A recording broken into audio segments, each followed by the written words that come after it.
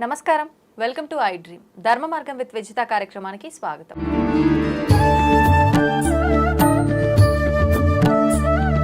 అయితే మార్గశీర మాసం ప్రారంభం అయిపోయింది. ముఖ్యంగా మార్గశీర మాసంలో లక్ష్మీ అమ్మవారికి సంబంధించిన పూజలు ఆరాధనలు ఎక్కువగా చేస్తుంటారు. కానీ మనం లక్ష్మీ అమ్మవారి ఆరాధన అనగానే ప్రత్యేకించి శుక్రవారాల్లో చేస్తూ ఉంటాము. అలా కాకుండా మార్గశీర మాసంలో ప్రత్యేకించి గురువారాలకు ఎక్కువ ప్రాధాన్యత ఇస్తూ ఉంటాము. నిజంగా ఈ పూజా విధానం ఏ విధంగా ఉండాలో తమతో మాట్లాడి తెలుసుకుందాం. ప్రస్తుతం మనతో పాటు ఉన్నారు ప్రముఖ ఆధ్యాత్మికవేత్త లక్ష్మీ నరసింహ ఉపాసకురాలు శ్రీమతి స్రవంతి గారు. ఇప్పుడు వారితో మాట్లాడి తెలుసుకుందాం. నమస్తే అమ్మా. నమస్తే అమ్మా. అమ్మ, మార్గశీర మాసం ప్రారంభం అయిపోయింది. అయితే ముఖ్యంగా లక్ష్మీ అమ్మవారి ఆరాధన ఎక్కువగా చేస్తూ ఉంటారు. కానీ మనం లక్ష్మీ అమ్మవారి ఆరాధన అనగానే శుక్రవారం ఎక్కువగా ప్రాధాన్యత ఇస్తుంటాం. అలా కాకుండా ఈ మాసంలో గురువారాలకి చాలా ప్రాధాన్యత ఉంటుంది, ప్రత్యేకించి అమ్మవారి ఆరాధనకి. అదంతా ఏంటో తెలియచేయండి. తప్పకుండా తెలియజేస్తాను. మనకి లక్ష్మీ అమ్మవారి అనుగ్రహం ఉంది అని అంటే గనక, ఉండాలి అనుకుంటే గురువుని పూజించాలి. అలాగే ఉంది అనుకుంటే గనక గురువు అనుగ్రహం కూడా మనకి కలుగుతుంది అన్నమాట. అంటే మన జీవితంలో ఎంతో అంధకారమైన రోజులు ఉన్నాయి అనేది ప్రతి ఒక్కళ్ళ జీవితంలో ఒక్కొక్క ఫేజ్ ఉంటుంది. మేము అప్పుడు చాలా కష్టపడ్డామండి అని చెప్తుంటారు, లేకపోతే ఇప్పుడు పడే కష్టం ఇంతకు ముందు ఎన్నడూ పడలేదండి అని చెప్తుంటారు. ఇవన్నీ ఎందుకంటే ఇంత కష్టమైన రోజుల్లో మనకి ఎవరిదైనా తోడు ఉండాలి, మనకి మార్గదర్శకంగా తీసుకుని వెళ్ళాలి అంటే గురువు అనుగ్రహం తప్పకుండా ఉండాలి. అలాంటి గురువు అనుగ్రహం లభించాలి అని అంటే అమ్మవారి అనుగ్రహం కూడా ఉండాలి. అందుకే మీరు చూస్తే కనుక గురువారాలకి లక్ష్మీ వారము అని కూడా పేరుంటుంది. ఇప్పుడు మార్గశిర మాసంలో చూసుకుంటే గనక దత్తాత్రేయ స్వామి వారు కూడా మార్గశిర మాసాన్ని ఎన్నుకున్నారు. దత్త పౌర్ణిమ, ఈ మాసం వచ్చే పౌర్ణిమని దత్త పౌర్ణిమ అని అంటారు. కాబట్టి ఈ మాసం చాలా విశిష్టమైనదిగా మనం చెప్పుకోవచ్చు. అలాగే గురువు అనుగ్రహం లభించాలి అని అంటే గనక, అలాగే అమ్మవారి అనుగ్రహం లభించాలి అని అంటే మార్గశిర గురువారాల వ్రతం అనేది ఉంటుంది అనమాట.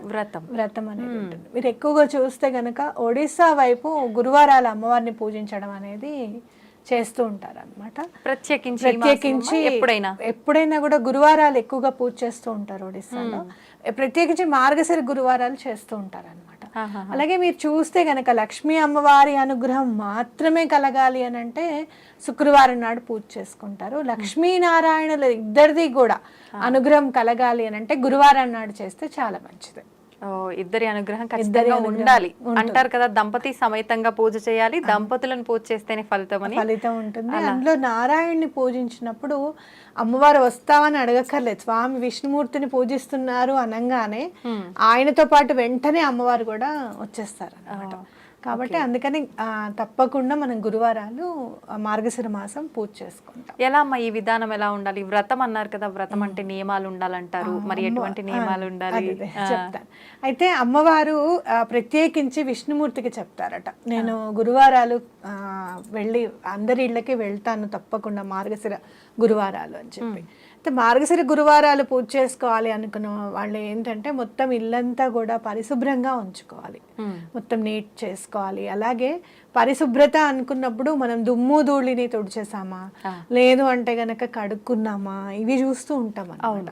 అది కాదు, కల్మషం లేని మనసు అనేది ఉండాలి. అంటే ఎవరితో ఉన్న గొడవలు పడడం కానివ్వు, ఇంట్లో అరుచుకోవడాలు కానివ్వు, ఇలాంటివన్నీ చేయకూడదు అనమాట. అంటే ఎక్కడైతే ప్లెజెంట్నెస్ ఉండదో అక్కడ అమ్మవారు ఉండరు, లక్ష్మీ అమ్మవారు అనేది చెప్తారు. అంటే బాహ్య శుద్ధికి మనం ప్రాధాన్యత అంతర్శుద్ధి, బాహ్య శుద్ధికి ఎట్లయినా ఇస్తాం. ఈ కోవిడ్ వచ్చిన తర్వాత అయితే అవును నిద్రలో కూడా మర్చిపోవట్లేదు.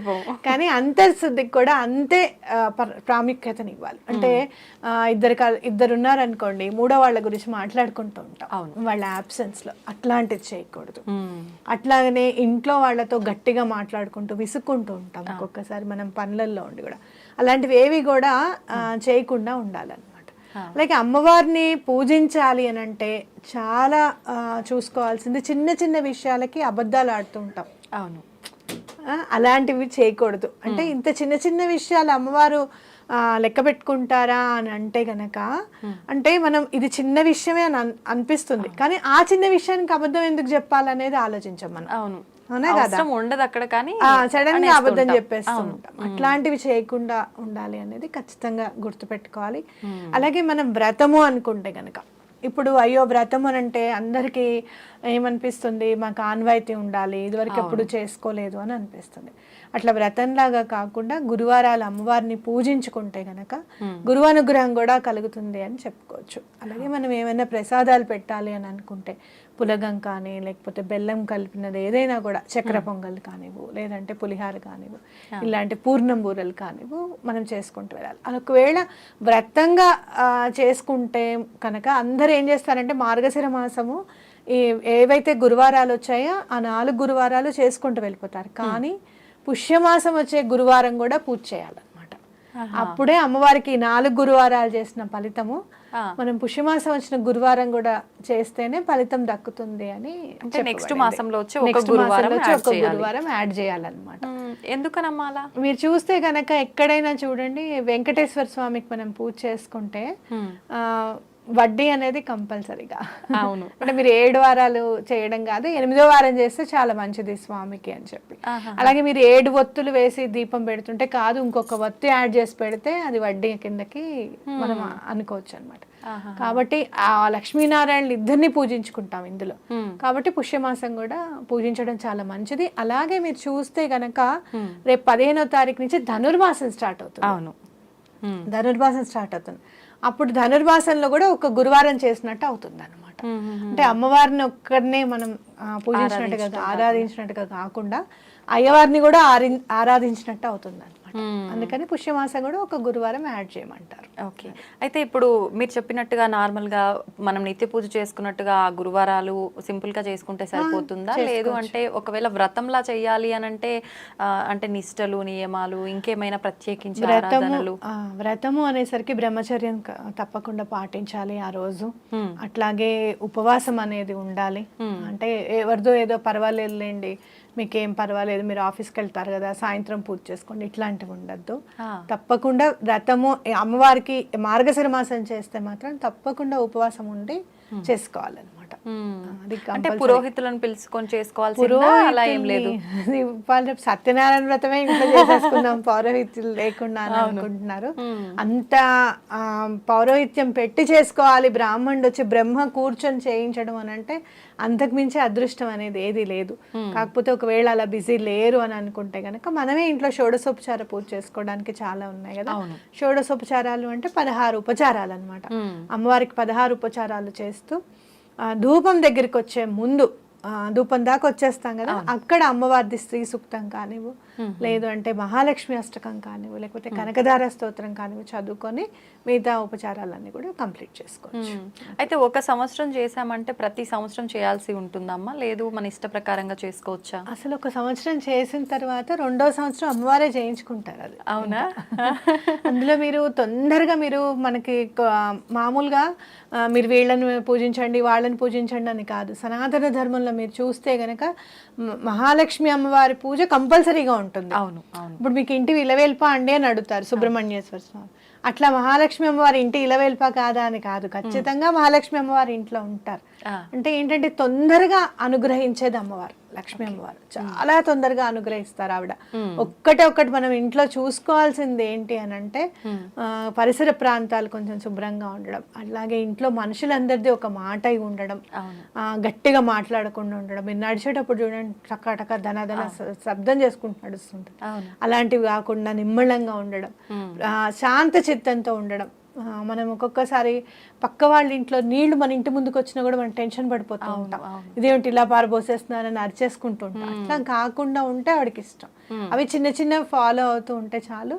మనం ఒక్కసారి పూజ చేసుకున్నాం ఈ సంవత్సరం అంటే నెక్స్ట్ ఇయర్ ఆటోమేటిక్గా మనం చేసుకుంటాం. ఇంకా అంతే, మీకు ఎంతో కొంత అంటే అభివృద్ధి అనేది ఖచ్చితంగా కనపడుతుంది ఇంట్లో గనక.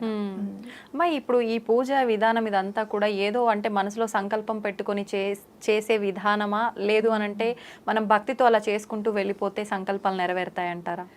సంకల్పం నెరవేరాలి అని అనుకుంటే గనక స్థిర చిత్తంతో మీరు తప్పకుండా గురువారం పూజ చేసుకున్నప్పుడు తప్పకుండా గోపూజ చేసుకుంటే సంకల్పం తప్పకుండా నెరవేరుతుంది అనమాట. ఎందుకు అని అంటే గోమాతని కూడా లక్ష్మీ అమ్మవారి స్వరూపంగానే మనం భావిస్తాం. కామధేను అని చూస్తాం కదా మనం. అట్లా కనుక తప్పకుండా గోవును పూజిస్తే కనుక సంకల్పం మీరు తీసుకుంది ఏదైనా కూడా తప్పకుండా నెరవేరుతుంది. సంకల్పం లేని పూజ అంటే ఎలా ఉంటుందనంటే భగవంతుడు అన్నీ ఇచ్చేస్తాడు అడగకపోతే. అవునా? అడిగితే నీకు అడిగింది ఇస్తాడు, అడగకపోతే అన్నీ ఇచ్చేస్తాడు. అంటే మనకి ఏం అవసరమో ఆయనకు తెలుసు కాబట్టి అన్ని అట్లా మీరు ఏం కోరిక లేకుండా చేసుకుంటే గనక ఇంకా మంచిది. ఏది మంచిది అనేది అమ్మవారు తప్పకుండా ఇస్తారు. అయితే ఇంటి ఇల్లాలు చేసుకునేటప్పుడు తప్పకుండా సౌభాగ్యం గురించి కానివ్వండి, పిల్లల అభివృద్ధి గురించి కానివ్వండి, జాబ్ రావాలనో వివాహం కావాలనో తప్పకుండా చేసుకుంటారు. ఇలాంటి మార్గశిర గురువారాలు అప్పుడు తప్పకుండా మీకు ఇంట్లో ఏదైతే కావాలో అది తప్పకుండా మీరు సంకల్పం తీసుకుంటే విధానంగా చేసుకుంటూ వెళ్తాం కదా. ప్రతి గురువారం పూజ చేసుకుంటూ వెళ్తాం కదా. ఒక్కొక్కసారి రెండో గురువారానికే పని అయిపోయిన సందర్భాలు కూడా ఉంటాయి అన్నమాట. తొందరగా అయిపోతుంది, తొందరగా అయ్యడానికి ఉంటుంది. అయితే ఆర్థికంగా చాలా ఇబ్బందులు ఉన్నాయండి, పెళ్ళైనప్పటి నుంచి మాకు ఇలాంటి పరిస్థితులే ఉన్నాయండి అని చెప్తూ ఉంటారు కొంతమంది. లేదు అంటే గనక ఒక పెద్ద పని కోసం చూస్తున్నామండి, అది అవ్వాలి లేదు, లేదంటే యాన్సెస్ట్రల్ ప్రాపర్టీస్ మీకు రావట్లేదు, ఇలాంటివన్నా కూడా ఏమైనా కూడా మీరు ఈవెన్ మీరు ఏదైనా వ్యవసాయం పని ఏదన్నా ఉన్నా కూడా అలాంటివి కూడా తప్పకుండా నెరవేరుతాయి. మీరు చూస్తే కనుక ధాన్యలక్ష్మి అమ్మవారు అని చెప్పి మనం అమ్మవారిని ధాన్యం రూపంలో కూడా పూజించుకుంటూ ఉంటాం కదా. కాబట్టి అలాంటివి కూడా మీకు అవడానికి అవకాశం ఉందన్నమాట. అది అందులో మీరు చూస్తే మార్గశిర మాసము అనగాష్టమి వ్రతం కూడా వస్తుంది మనకి. పౌర్ణమి తర్వాత వచ్చే అష్టమి నాడు మనం అనగాష్టమి వ్రతం చేసుకుంటాం. అనగా దత్తుడు పక్కన అమ్మవారు లక్ష్మీ స్వరూపంగా అమ్మవారు ఉంటారనమాట, త్రిమూర్తాత్మకంగా. కాబట్టి తప్పకుండా పనులు అవ్వడానికి ఈ మాసం చేసుకునే పూజ మాత్రం 100 రెట్లు తిరిగి వస్తుంది అని ఖచ్చితంగా చెప్పుకోవచ్చు. నమస్తే అండి. నమస్కారం అండి. అయితే మనకు ముఖ్యంగా కార్తీక మాసము అని అంటే ఆధ్యాత్మికమైన మాసము అని చెప్పొచ్చు. మనకున్న ఈ 12 మాసాల్లో ముఖ్యమైన మాసాలు 4 తీసుకుంటే దాంట్లో విశేషమైనది కార్తీక మాసం కూడా. ఎక్కువగా పూజలు ఆరాధనలు ఇవన్నీ చేస్తూనే ఉంటాము. కానీ స్వామి అనుగ్రహం కలగాలి అని అంటే క్షేత్ర దర్శనము, నది స్నానాలు కూడా ముఖ్యం అంటారు. మరి ఈ క్షేత్ర దర్శనాలు అని అంటే విశేషంగా ఏ క్షేత్ర దర్శనాలు చేస్తే స్వామివారి అనుగ్రహం ఉంటుందో తెలియజేయండి. తప్పకుండా అండి. మనం ఈశ్వరుడు అనగానే కాశీ ప్రధానమైన క్షేత్రం, గంగా. అందుకనే ఈశ్వరుడు అంటే చర్మంతో తొడుక్కున్నటువంటి వాడు. మన పృథ్వీతత్వానికి, మన మూలాధారంలో ఉండేటువంటి వాటన్నిటినీ రెక్టిఫై చేసుకోవడం కోసం, మనకి స్థిరత్వం కలగడం కోసం అక్కడ పోతే ఏం ప్రయోజనం అనేది మనం మొదటే తెలుసుకొని అక్కడ దాకా క్షేత్రానికి వెళితే ఆ ప్రయోజనాన్ని మనం ఆశించిన ప్రయోజనాన్ని పొందగలుగుతాం. అందుకని అది గంగ పవిత్రం. అంటే మన స్వాధిష్టాన చక్రం, నారాయణ అన్నా కూడా గంగే, అంటే జలం. నారాయణ అంటే జలం. అసలు దాని అర్థం ఒక అర్థం ప్రధానమైంది జలము. అంటే మీ దేహంలో జలం ప్రధానంగా చూసుకోండి, సఫిషియెంట్గా మినిమం 2 లీటర్స్ పాటు. నేను గంగ దాకా పోలేని వాళ్ళు ఇక్కడే ఆ గంగా తీర్థం వేరే వాళ్ళ ద్వారా తీసుకుంటాం కాబట్టి దాన్ని మనం జలంలో కలుపుకొని కూడా ప్రోక్షణ చేసుకొని గంగేశ, యమునేశ, గోదావరి అని అన్ని నదుల పేర్లు చదువుకొని మనం ఇక్కడే పవిత్రంగా ఈ కార్తీక పౌర్ణమి రోజు కానీ విశేషమైన రోజులలో మనం చేయొచ్చు.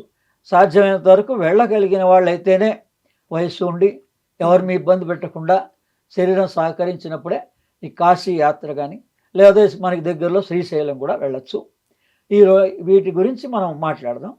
అందుకని మొదట కాశీలో ఒకప్పుడు నడిచే ఈశ్వరుడు అని, మరి మనిషి ఈశ్వరుడు పాపం నడిచి ఒక మానవ రూపంలో వచ్చి వాళ్ళ కష్టసుఖాలన్నీ తీర్చిన రోజులు ఉన్నాయి. అవునా? 280 సంవత్సరాలు గెజిట్లో మరి బ్రిటిష్ వాళ్ళే రాసి పెట్టారు.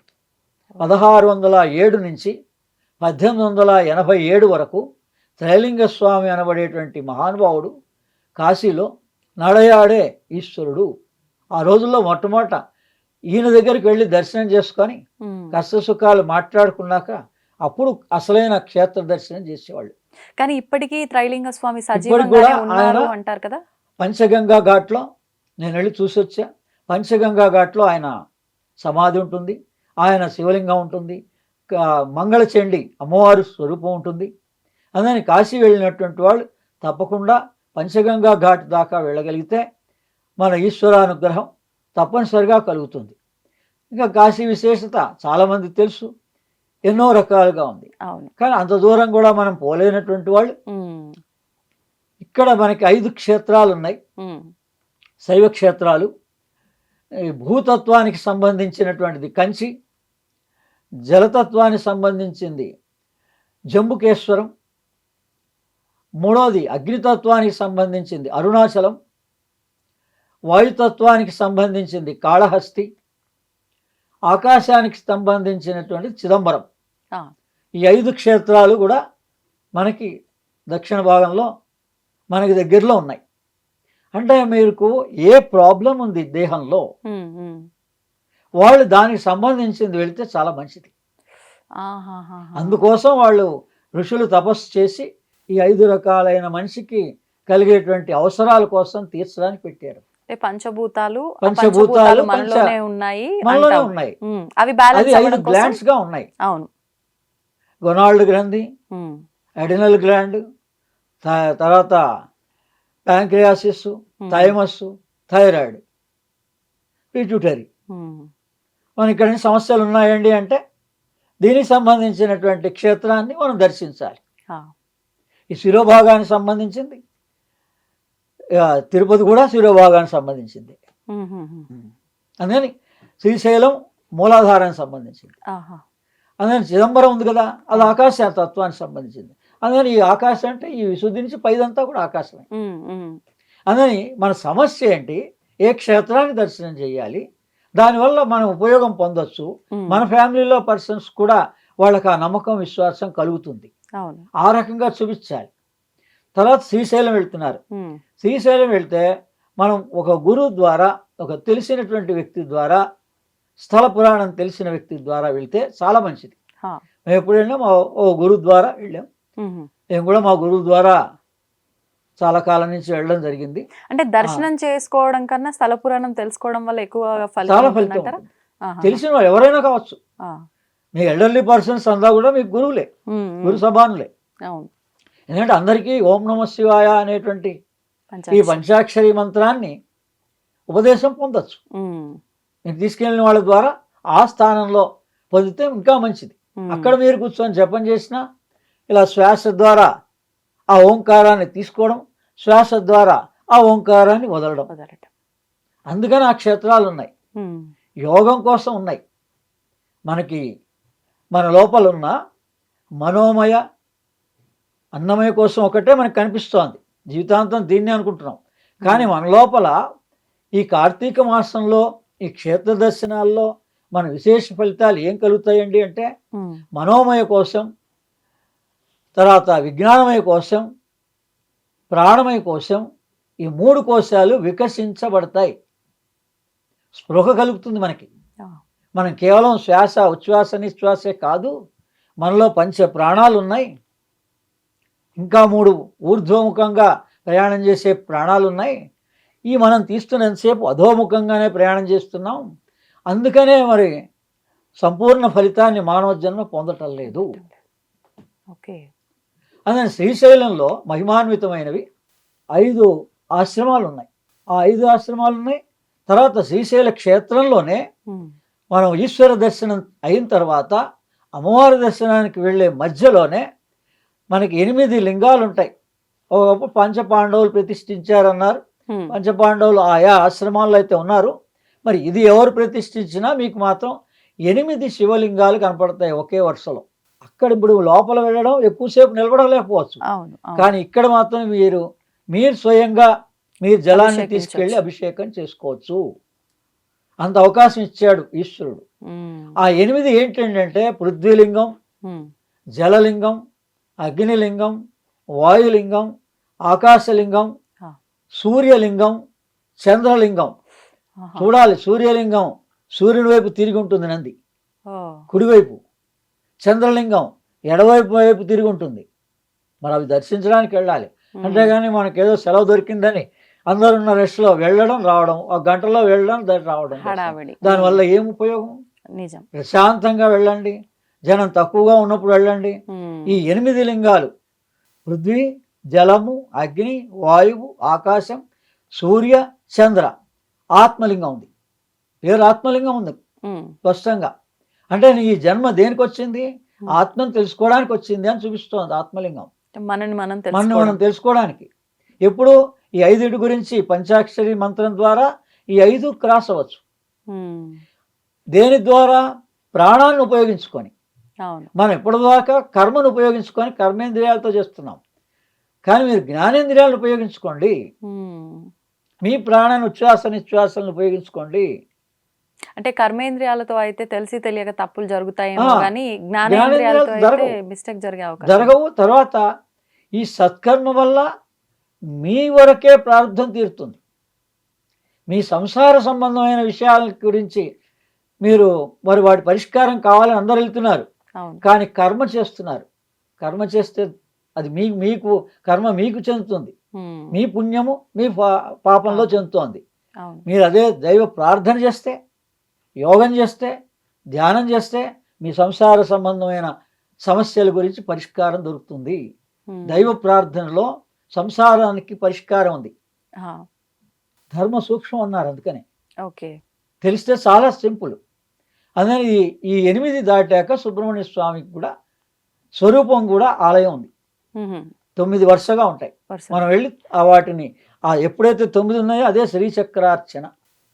9గా ఉంటే అమ్మవారే శ్రీచక్రం, అదే. అందుకని ఆ భ్రమరాంబిక అంటే శివ శక్తి రెండింటిని ఆరాధించిన ఫలితం. అందుకని ఆ భ్రమరాంబిక అమ్మవారి దేవాలయంలో కూడా గర్భగుడిలోకి అందరూ వెళ్ళలేకపోయినా కొంతమంది క్షేత్రంలో తెలిసిన వాళ్ళని అడిగితే అమ్మవారి యొక్క నిజస్వరూపం మీకు బయట కూడా ఉంది. అదే ఆలయంలో వెళ్తున్నాం వస్తున్నాం చూడటం. అక్కడ తెలిసిన వాళ్ళని అడిగితే చాలా స్పష్టంగా ఆమెని స్పర్శ చేయొచ్చు, అమ్మవారిని స్పర్శ చేయొచ్చు. అక్కడ నిద్ర చేస్తే గజ్జల సప్పుడు వస్తుంది, ఎక్కడ వస్తుందో కూడా చెప్తా. అందుకని ఈ 5 మఠాలు ప్రధానంగా పాండవులు తపస్సు చేసిన చోట్లు. ఘంటామఠం మొట్టమొదటిది చక్కగా పునరుద్ధరించబడింది. అక్కడ కౌమారి అమ్మవారు కూడా ఉంటుంది.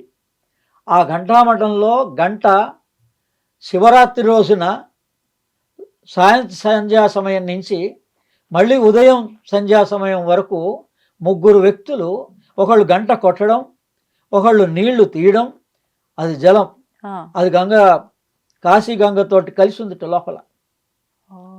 ఘంటామఠంలో ఉన్నటువంటి బావి ఆ జలం. అందుకని ఆ జలాన్ని ఎదురుగుండానే ఉన్న శివుడికి అభిషేకం చేయడం. ఒకళ్ళు అభిషేకం చేస్తుంటారు, ఒకళ్ళేమో ఈ నీళ్ళని తోడుతూ ఉంటారు, ఒకళ్ళు గంట దానిపైనే ఉంటుంది, బావిలోనే పైనే ఉంటుంది గంట. ఆ గంటని మోగిస్తూ ఉంటారు. ఈ ముగ్గురికి ఒక్క రోజులోనే మోక్షం వస్తుంది. అంటే ట్రాన్స్ఫార్మ్ అయిపోతుంది అనమాట. మన చైతన్యంలో మార్పు వస్తుంది. మనకి అందరిలానే జీవిస్తాం. పగలు జాగ్రత్త అవస్థలో, స్వప్నంలో ఎవరి కల వాళ్ళు కంటారు. ఎవరికి ఇష్టమైనది తీరని కోరికలన్నిటికీ స్వప్నమే దారి. అదే పేర్లు కూడా పెట్టుకున్నారు. మీ దగ్గర కూడా ఉన్నారు స్వప్న అనే పేరుతో యాంకర్స్. అదే వాళ్ళు తెలుసుకోవాలి. మనం కోరికలు తీర్చాలి అనుకుంటాం, ఏం ఒక్కర్లే.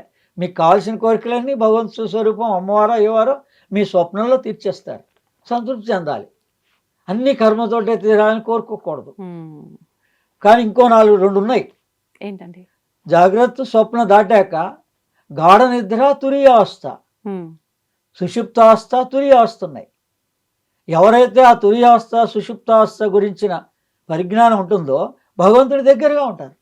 వాళ్ళకి కర్మతో సంబంధం లేదు. అవును, మనం చేసే ఇంత కష్టపడి సాధన చేయక్కర్లేదు. శ్వాసతోటి ఇదే పంచాక్షరి మంత్రాన్ని చేయొచ్చు. అలా హాయిగా ఎప్పుడైనా 2 రోజులు కానీ 3 రోజులు కానీ వారం రోజులు కానీ వేసేజ్గా తీసుకొని అలా ఈ శ్రీశైలం దర్శనం చేసిన కాశీ పోయినంత దక్షిణ కాశీ ఇది, అంత ఫలితం వస్తుంది. మనకి జన్మ ముక్తి పొందుతాం, మన ప్రాబ్లమ్స్ తీరుతాయి, మన కుటుంబంలో వాళ్ళ ప్రాబ్లమ్స్ కూడా తీరుతాయి. ఈ 5 మఠాల్లో ఘంటాముఖం ఒకటి, విభూతి మఠం ఒకటి, రుద్రాక్ష మఠం ఒకటి, సారంగధర మఠం ఒకటి, ఇంకోటి 5వ మఠం ఉంది. 5 పంచ మఠాలు ఉన్నాయన్నమాట. ఇవి పాండవులు ప్రతిష్ఠించిన చోట్లు. చాలా విశిష్టమైనటువంటి అక్కడ శిలా శాసనాలు దొరికాయి. భీమశంకర మఠం 5వది, భీమశంకర మఠం. మీరు ఆరంభం ఎక్కడి నుంచి చేయాలి, ఘంటామఠం దగ్గర నుంచి వెళ్ళడం. అన్ని 2 కిలోమీటర్ల పరిధిలోనే ఉంటాయి. ఆహా. మీరు చక్కగా నడుచుకుంటూ వెళ్ళొచ్చు శ్రీశైలంలో. ఆ తర్వాత ఎన్నో ఔషధాలు దొరుకుతాయి, తైలం దొరుకుతుంది. మనకు కావాల్సిన దేహానికి సంబంధించిన సమస్యలన్నిటికీ ఈ స్త్రీ సూక్తంలో, పురుష సూక్తంలో ఏం చెప్పారు మనకి? అమ్మవారు అంటే భ్రమరాంబిక అంటున్నాం, అమ్మవారి దర్శనం అంటున్నాం. అమ్మవారు ఆ ఘంటామఠంలో కానీ ఈ మఠాల్లో కానీ మీరు నిద్ర చేస్తే రాత్రిపూట గజ్జల శబ్దంతో వినిపిస్తుంది. అదే అమ్మవారి దర్శనం. ప్రతి ఒక్కరికి ఎవరికైనా మన శ్రద్ధా విశ్వాసంతో మనం సాధన చేసుకుంటే మనకి వినిపిస్తుంది, ఎవరికైనా. తర్వాత అక్కడ ఈ ఘంటామఠంలో లేకపోతే ఈ 5 మఠాల్లో మనం సాధన చేస్తే గాల్లో తేలగలిగేటువంటి సిద్ధులు కూడా ప్రాప్తిస్తాయి. కానీ దానికి చాలా సాధన అవసరమేమో. చాలా ఏం అవసరం లేదండి. గట్టిగా 6 నెలలు సాధన చేసినా, ఈ 4 నెలలు సాధన చేసినా, కార్తీక మాసం చెప్పాం కదా, కార్తీక మాసం 3 నెలలే, మనకి 3 నెలలే. గురువులకి పీఠాధిపతులకి చాతుర్మాసం అండి, సామాన్యస్తులకి 3 నెలలే. కార్తీకము, మార్గశిరము, పుష్యమాసం, మీకు ముక్కోటి ఏకాశి. అంటే మీకు 3వ కంటి ద్వారా మీకు జ్ఞానోదయం అవుతుంది కూర్చున్న చోట్లో అని దాని అర్థం. 3 నెలలే. 3 నెలలు మీ వృత్తి మీరు చేసుకోండి 8 గంటల పాటు. కానీ రాత్రి ఎక్కువ ఉంటుంది కాబట్టి సాధన రాత్రి ఇవ్వండి. 1 గంట 2 గంటలు ప్రాక్టీస్ చేయండి. నిద్ర పోయేటప్పుడు శ్వాస ద్వారా ఈ మంత్రాన్ని పలకండి, ఓం నమః శివాయ అని. ఓంకారాన్ని శిరోభాగంలో స్మరించండి, నా అనేటువంటిది నాభిలో స్మరించండి, మా అనేటువంటిది విశుద్ధంలో స్మరించండి, సి అనేది మూలాధారంలో, వా అనేది స్వాధిష్టానంలో, యా అనేటువంటిది అనాహతంలో. ఇదే ఓం నమః శివాయ ఉపదేశం. అంటే చిలుకు ద్వాదశి ద్వారా 4 నెలలు చాతుర్మాస దీక్ష చేసిన మా పీఠం కూడా కుర్తాళ పీఠం. సిద్ధేశ్వరానంద భారతి పాదపద్మాలకి నమస్కారం చేస్తూ, వాసుదేవానంద భారతి హనుమత్ ఉపాసకులు అదే పీఠం. మరి ఆయన్ని మొన్న కలవడం జరిగింది. అలా వచ్చినప్పుడల్లా హైదరాబాద్ వచ్చినప్పుడు కలుస్తుంటారు. ఏ స్వామీజీనైనా వాళ్ళు చాతుర్మాస దీక్షలు చేశారు. అందుకని వాళ్ళ ఫలితం విశేషంగా ఈ ఏకాదశి ద్వాదశి రోజున మనకు ఉపదేశ ప్రకారంగా మాట ద్వారా, మాటే మంత్రం అంతే. అందుకని మీరు ఈ మాటే మంత్రం అనేటువంటి ఆ పాట కూడా తీసుకోవచ్చు. లేదా ఈ మంత్రాన్ని పుష్పంగా సమర్పిస్తున్నాం భగవంతుడికి, మీరు ఈ మంత్రాన్ని పుష్పంగా సమర్పించండి. అంటే మీరు లోపల శ్వాస ద్వారా చేయడమే పుష్పంగా భగవంతుడికి హృదయంలో సమర్పించడం. అవును. అనేది ఇది య ఏవం వేద ఆయతనమాన్ భవతి, య ఏవం వేద ఆయతనమాన్ భవతి అంటే ఈ విధంగా ఈ ఓంకారం అక్షర పరబ్రహ్మం పంచాక్షరి మంత్రం యొక్క రహస్యాన్ని ఎవరైతే తెలుసుకున్నారో వాళ్ళంతా ముక్తి మోక్షం పొందుతారు అని దాని అర్థం. అంటే ఈ వేద రహస్యాన్ని, అక్షరం అంటే క్షరం కానిది, నాశనం లేనిది సృష్టిలో ఏముంది? శబ్దమే, శబ్ద బ్రహ్మము, అదే ఓంకారం. అదే భగవద్గీతలో అక్షర పరబ్రహ్మ యోగము అని ఇచ్చారు. ప్రామాణికం ఉంది మనకి, వేద ప్రామాణికం ఉంది. అందుకని పంచాక్షరి ఎవరైనా మనం ఆచరించి మన పిల్లలకి మనం ఉపదేశం చేయొచ్చు, పెద్దల ద్వారా మనం స్వీకరించవచ్చు. గురు భావన అంటే మీ పిల్లలకి తల్లిదండ్రులు ఉపదేశం చేయొచ్చు. ఈ విధంగా ఈ క్షేత్రాలని కాశీ కానీ, ఈ శ్రీశైలం కానీ, ఈ పంచ క్షేత్రాలు కానీ, పంచభూత లింగ క్షేత్రాలు కానీ మనకి చాలా అందుబాటులో ఉన్నాయి. కేవలం ఒక్క శ్రీశైలంలో కూడా ఈ రకంగా 5 లింగాల్ని మనం ధ్యానం చేసి మనస్ఫూర్తిగా వాటిని గురుముఖత గనక వీటి తత్వాన్ని తెలుసుకోగలిగితే ఒక 5 రోజుల్లో 3 రోజుల్లో 2 రోజులన్నా శ్రీశైలంలో ఉండి నిద్ర చేయగలిగితే మన అమ్మవారి యొక్క కృపని పొందగలుగుతాం. మన జన్మ ధన్యమవుతుంది. ఈశ్వరారాధన వల్ల ఖచ్చితంగా మనకి మోక్ష ప్రదానం. అంటే ఈశ్వరుడు అంటే మోక్షకారకుడు, లయకారకుడు. జన్మ తప్పనిసరిగా ధన్యం అవుతుందండి. చాలా సులభం. అందుకని ఈ పాటలు పెట్టుకొని పోని, ఎందుకంటే పాట పెట్టుకోవడం అందరికీ సులభం కదా, ఎవరు వద్దనరు కదా. ఆ పాటలు కూడా దీంట్లో కలపండి, అందరూ వింటారు. అద్భుతంగా విశ్వనాథ్ గారి ద్వారా వచ్చినటువంటి శృతి లయలు అనేటువంటి, మరి వేదం, శృతి అంటే కూడా వేదం, ఆ వేదం ప్రకారంగా వచ్చిన సినిమా. అందుకని మనం వేరే వాటిలో కంటెంట్లో పోకుండా ఆ శృతి లయలు అనేటువంటి సినిమాలో మనం ఈ పదాన్ని మంత్రంగా వేదవాక్యంగా, వేద సారాంశంగా, మంత్రపుష్ప సారాంశంగా స్వీకరించవచ్చు. అందరికీ ఈ జ్ఞానాన్ని పంచవచ్చు. య ఏవం వేద ఆయతనవాన్ భవతి. మీకు మంత్రాలన్నిటికన్నా కూడా విశేషమైన మంత్రం ఇది. ఇది వేదోక్తమైనటువంటిది. ఈ మాట అనుకున్నా మీకు మంత్రమే. య ఏవం వేద ఆయతనవాన్ భవతి. ఆ పాట 10 సార్లు వింటే మనకి ఆటోమేటిక్గా వద్దన్నా కానీ మనం స్మరిస్తాం. రోజు నిద్రపోయేటప్పుడు ఇది స్మరించండి, మీకు మోక్షమే. మోక్షం చాలా సులభం అండి.